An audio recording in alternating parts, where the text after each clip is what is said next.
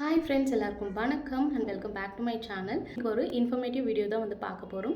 என்ன அப்படின்னு பார்த்தீங்கன்னா, நிறைய சிஸ்டர்ஸ் எங்களுக்கு ஐவிஎஃப் மெடிசன்ஸ் ரொம்பவே காஸ்ட்லியாக இருக்குது, அதுக்கு ஏதாவது சொல்யூஷன் சொல்லுங்கள் அப்படின்னு கேட்டிருந்தீங்க. அந்த மெடிக்கல்ஸ் மதுரை இவங்க பார்த்தீங்கன்னா wholesale and retail IVF injections and tablet provide பண்ணுறாங்க. அதுவும் பார்த்தீங்கன்னா 30 to 35% டிஸ்கவுண்ட்டில் உங்களுக்கு கொடுக்குறாங்க. உங்கள் டாக்டர் உங்களுக்கு பர்டிகுலராக இந்த இன்ஜெக்ஷன் இந்த டேப்லெட் தான் வேணும் அப்படின்னு கேட்டாங்கன்னா, நீங்கள் இவங்களுக்கு இன்ஃபார்ம் பண்ணிங்க அப்படின்னா இவங்க கொரியருமே உங்களுக்கு அனுப்புகிறாங்க. Hi friends, welcome back to my channel. இன்றைக்கி நம்ம சேனலில் என்ன வீடியோ பார்க்க போகிறோம் அப்படின்னு பார்த்தீங்கன்னா, நிறைய சப்ஸ்கிரைபர்ஸ் நிறைய டவுட்ஸ் கேட்டிருக்காங்க. அதில் ஒரு சில டவுட்ஸ் இன்றைக்கி வீடியோவில் பார்க்கலாம். நிறைய பேர் ஐவிஎஃப் டயட் சார்ட், டயபெட்டிஸ்க்கு, வெயிட் லாஸ்க்கு, பிசிஓடி, பிசிஓஎஸ், தைராய்டுக்கெல்லாம் டயட் கேட்டுட்ருக்கீங்க. ஜஸ்ட் 99 ருபீஸ்க்கு நம்ம இன்ஸ்டாகிராமில் தான் கொடுத்துட்ருக்கோம். வேணுன்றவங்க இன்ஸ்டாகிராமில் டிஎம் பண்ணுங்கள். இப்போ வாங்க வீடியோக்குள்ளே போகலாம். ஃபஸ்ட்டு கொஷின் என்ன கேட்டிருக்காங்க அப்படின்னு பார்த்தீங்கன்னா, எனக்கு ஐவிஎஃப் பண்ணி இன்றைக்கி 16th டே வேல்யூ 700 அபோவ் அந்த மாதிரி வந்திருக்கு. எனக்கு டாக்டர் எதுவுமே சொல்லலை அப்படின்னு சொல்லிட்டு ஒரு சிஸ்டர் சொல்லியிருந்தாங்க. ஐவிஎஃப்பில் பார்த்தீங்கன்னா இவங்களுக்கு 5 வேல்யூ பீட்டா ஹெச்சிஜி வந்திருந்தாலும், இல்லை 25 வந்திருந்தாலும், இல்லை 500, 1000, 2000, 5000 வந்திருந்தாலும் டாக்டர் உடனே பார்த்தீங்கன்னா உங்களுக்கு எதுவுமே சொல்ல மாட்டாங்க. நிறைய ஹாஸ்பிட்டல் அந்த மாதிரி தான் பண்ணுறாங்க. ரீசன் என்ன அப்படின்னு தெரிஞ்சுக்கோங்க. ஃபஸ்ட்டு பார்த்தீங்கன்னா வேல்யூ நம்ம பாசிட்டிவாக இல்லையான்னு மட்டும் தான் தெரிஞ்சுக்க முடியும். அந்த பேபி கரெக்டான இடத்துல தான் இம்ப்ளான்டேஷன் ஆகிருக்காங்களா அப்படின்றத ஸ்கேனில் பார்த்தா மட்டுமே டாக்டரால் கன்ஃபார்ம் பண்ண முடியும் ப்ரெக்னென்சியை.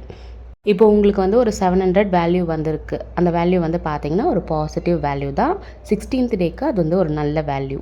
இப்போ பார்த்தீங்கன்னா 700 வந்திருக்கு வேல்யூ. இதில் இப்போ ஸ்கேன் பண்ணால் பேபி சரியாக தெரியாது. ஸோ 1000 அபோவ் வேல்யூ வரணும். என்ன பண்ணுவாங்கன்னா, ஒரு 1 வீக் விட்டுட்டு வர சொல்லுவாங்க. அந்த 1 வீக் விட்டுட்டு வர சொல்லும் போது உங்களுக்கு ஃபஸ்ட்டு ஸ்கேன்னு ஒன்று பண்ணுவாங்க. அந்த ஸ்கேனில் பேபி கரெக்டான இடத்துல தான் இம்ப்ளான்டேஷன் ஆகிருக்கா அப்படின்றத தெரிஞ்சுப்பாங்க. க்ரோத் எப்படி இருக்குது அப்படின்றதெல்லாம் அதிலே பார்ப்பாங்க. அது முடித்ததுக்கப்புறமா பார்த்தீங்கன்னா நெக்ஸ்ட்டு ஸ்கேனுக்கு உங்களுக்கு டேட் கொடுப்பாங்க.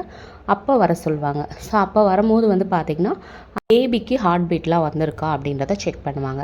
பேபிக்கு ஹார்ட் பீட்லாம் வந்திருக்கு அப்படின்னா உங்களுக்கு அந்த ஹாப்பி நியூஸை அப்போ தான் ரிவீல் பண்ணுவாங்க. உங்களுக்கு பேபி கன்ஃபார்ம் ஆகிருக்கு, உங்கள் பேபிக்கு ஹார்ட் பீட்லாம் வந்துடுச்சு அப்படின்றத அப்போ தான் கன்ஃபார்ம் பண்ணுவாங்க. இது பார்த்திங்கன்னா ஐவிஎஃப்பில் காமன். சில டாக்டர்ஸ் சொல்லுவாங்க வேல்யூ நல்லா இருக்குமா, ஆனால் இன்னொரு தடவை டெஸ்ட் பண்ணி பார்க்கணும், இல்லைனா ஒரு ஸ்கேன் பார்க்கணும். இப்படி தான் மோஸ்ட்லி எல்லா டாக்டரும் இப்படி தான் சொல்லுவாங்க. என்னோடய ஐவிஎஃப் டைம்லேயுமே பார்த்தீங்கன்னா என்னோடய ஃபஸ்ட்டு வேல்யூ பார்த்தீங்கன்னா 38 பீட்டா ஹெச்சிஜி 7th டே 38, 14th டே பார்த்தீங்கன்னா 288.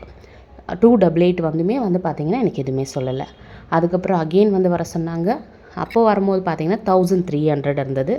அதுக்கப்புறம் பார்த்தீங்கன்னா பேபி இம்ப்ளான்டேஷன் ஆகிருக்குன்னு கூட எனக்கு சொல்லலை. நெக்ஸ்ட்டு பீட்டா ஹெச்சிஜி ஸ்டாப் பண்ணிவிடுங்க, பண்ணாதீங்க, நெக்ஸ்ட்டு ஸ்கேனுக்கு வாங்க அப்படின்னு சொன்னாங்க. ஒரு 2 வீக்ஸ் விட்டுட்டு ஸ்கேனுக்கு போகணும். அப்போ பேபிக்கு ஹார்ட் பீட்டே வந்துடுச்சு. அப்போ பேபிக்கு பார்த்தீங்கன்னா 5.5 to 6 வீக்ஸ் இருக்கும். அப்போ பேபிக்கு ஹார்ட் பீட்டே வந்துடுச்சு. ஹார்ட் பீட் வந்ததுக்கப்புறம் தான் பார்த்தீங்கன்னா எங்களுக்கு கங்க்ராச்சுலேஷன் சொன்னாங்க. பேபி நல்லா இருக்காங்க, பேபிக்கு ஹார்ட் பீட்லாம் வந்துடுச்சு அப்படின்றதே எனக்கு அப்போ தான் சொன்னாங்க. இதே மாதிரி தான் பார்த்தீங்கன்னா ப்ரெக்னென்சியில், நார்மல் ப்ரெக்னென்சிலுமே இப்படி தான், அதே மாதிரி ஐவிஎஃப்லையுமே இப்படி தான். நார்மல் ப்ரெக்னென்சியில் பார்த்தீங்கன்னா நீங்கள் கார்ட் டெஸ்ட் பண்ணியிருப்பீங்க, ஹாஸ்பிட்டலுக்கு போயிருப்பீங்க, ஸ்கேன் பார்ப்பாங்க. ஸ்கேனில் பேபி தெரியலன்னே ஒரு 2 வீக்ஸ் சொல்லுவாங்க. ஒரு 3rd வீக் அப்புறம் பேபி தெரியுதுன்னு சொல்லுவாங்க, ஆனால் ஹார்ட் பீட் வரலன்னு சொல்லுவாங்க. அதுக்கப்புறம் ஹார்ட் பீட் ஒரு தடவை பார்க்கணும். இது எல்லாமே பார்த்தீங்கன்னா ஒரு சின்ன சின்ன ப்ராசஸ் தான்.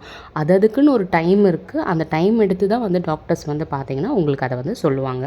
செகண்ட் கொஷின் என்ன கேட்டிருந்தாங்க அப்படின்னு பார்த்தீங்கன்னா, எனக்கு எம்ப்ரியோ ட்ரான்ஸ்ஃபர் பண்ண போகிறாங்க, நான் இனிமேல் என்ன சாப்பிட்ணும் அப்படின்னு கேட்டாங்க. உங்களுக்கு எம்ப்ரியோ ட்ரான்ஸ்ஃபர் பண்ண போகிறாங்கன்னா நீங்கள் வீட்லேயே சமைச்சு சாப்பிடுங்க. நீங்கள் ஹெல்த்தியான ஃபுட்டு எல்லாமே சாப்பிட்லாம். உங்களுக்கு டயபெட்டிஸ், தைராய்டு இந்த மாதிரி எதுவுமே இல்லை அப்படின்னா நீங்கள் நார்மல் ஃபுட்டே சாப்பிட்லாம். ஆனால் ஒரே டைம் ஃபுல்லாக சாப்பிடாமல் கொஞ்சம் கொஞ்சமாக சாப்பிடுங்க. ஒரு 9 o'clock உங்கள் பிரேக்ஃபாஸ்ட் எடுக்கிறீங்கன்னா ஒரு 1 hour விட்டு பசிக்குதுன்னா அப்போ கொஞ்சமாக சாப்பிடுங்க. அந்த மாதிரி கொஞ்சம் கொஞ்சமாக பிரித்து சாப்பிடுங்க. மொத்தமாக ஒரே டைமில் சாப்பிடாதீங்க. மெயினாக நீங்கள் ஃபோக்கஸ் பண்ண வேண்டியது காய்கறிகள், நட்ஸு, ஃப்ரூட்ஸு இது எல்லாமே தான். அதெல்லாம் கரெக்டாக எடுத்துக்கோங்க. சுண்டல் வகைகள்லாம் நல்லா சாப்பிடுங்க. தேர்ட் கொஷின் வந்து என்ன கேட்டிருந்தாங்கன்னா, ஐவிஎஃப்க்கு எவ்வளோ ஆகும் அப்படின்னு கேட்டிருந்தாங்க. நீங்கள் வந்து ஃபஸ்ட் டைம் வந்து ஐவிஎஃப் ப்ராசஸ்க்கு போகிறீங்க அப்படின்னா கண்டிப்பாக வந்து காஸ்ட் எவ்வளோ ஆகும்னு தெரிஞ்சுட்டு போங்க.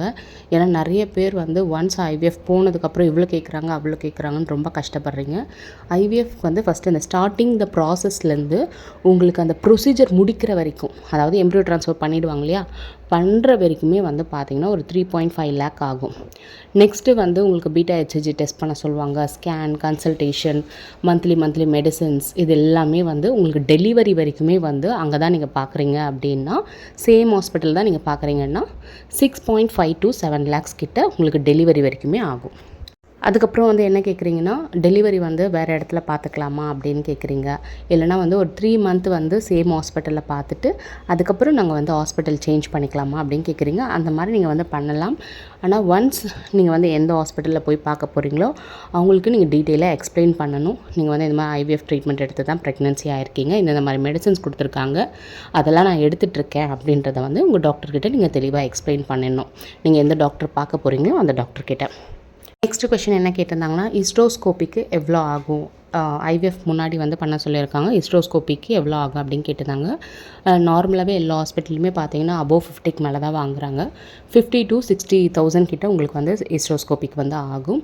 சில பேர் வந்து இன்சூரன்ஸ் வந்து வச்சுருப்பாங்க. அந்த மாதிரி வச்சுருக்கும் போது பார்த்தீங்கன்னா இன்சூரன்ஸ் இருக்கா அப்படின்னு கேட்டுட்டு மேபி வந்து அதில் இன்னுமே நிறைய வாங்குவாங்க. இன்சூரன்ஸ் இருக்கிறவங்களுக்கு வந்து பார்த்திங்கன்னா நிறையவே மெடிசன்ஸ் அது இதுன்னு சேர்த்து இன்சூரன்ஸ் வந்து 80,000 1 lakh கூட வந்து பார்த்திங்கன்னா ஹிஸ்டோஸ்கோப்பிக்கே வாங்கிடுறாங்க.